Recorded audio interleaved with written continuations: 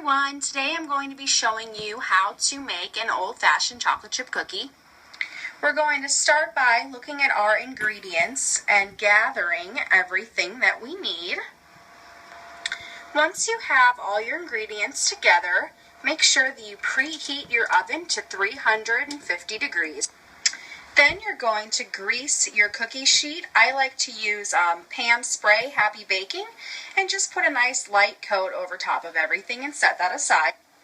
And back to our instruction sheet, we've preheated our oven, we've lightly greased our baking sheet, and now in a medium-sized bowl we're going to mix together the flour, baking soda, and salt.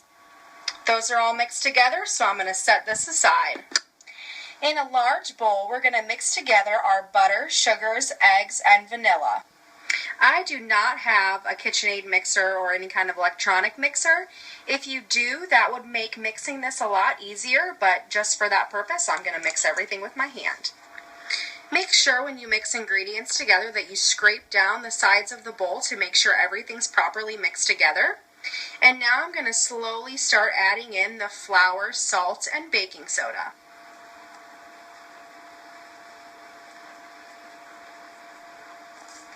I'm going to add in the rest of the flour mixture and just continue to stir or use your electric mixer until all the ingredients are mixed together into a soft dough.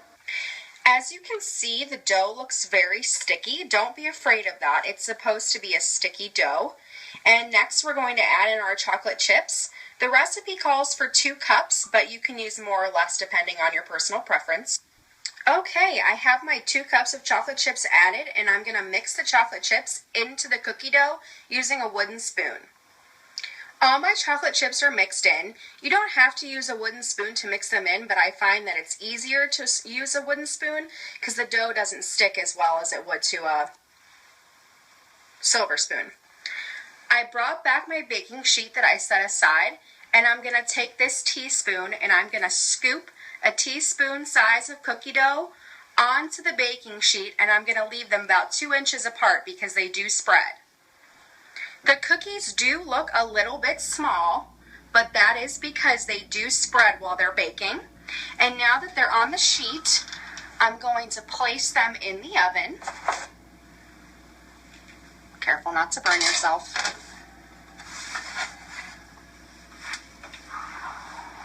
And I'm going to set my timer for 10 minutes. The critical element in baking these cookies is to make sure that you take them out after 10 minutes of baking. As you can see, they don't appear to be completely done, but you're going to want to let them cool on the baking sheet for 2 more minutes, and then they'll cook all the way through. After you've let the cookies cool on the baking sheet and continue to cook, you're going to want to use a spatula to transfer the cookies from the baking sheet into a storage container or also onto a cooling rack if you wanted to use one of those. And I put these in here because I'm going to use my baking sheet to continue baking the rest of the cookies. Here is the full and complete recipe with ingredients and instructions if you wanted to try baking these cookies on your own. And I hope that this video was informative and you've learned how to make old-fashioned chocolate chip cookies.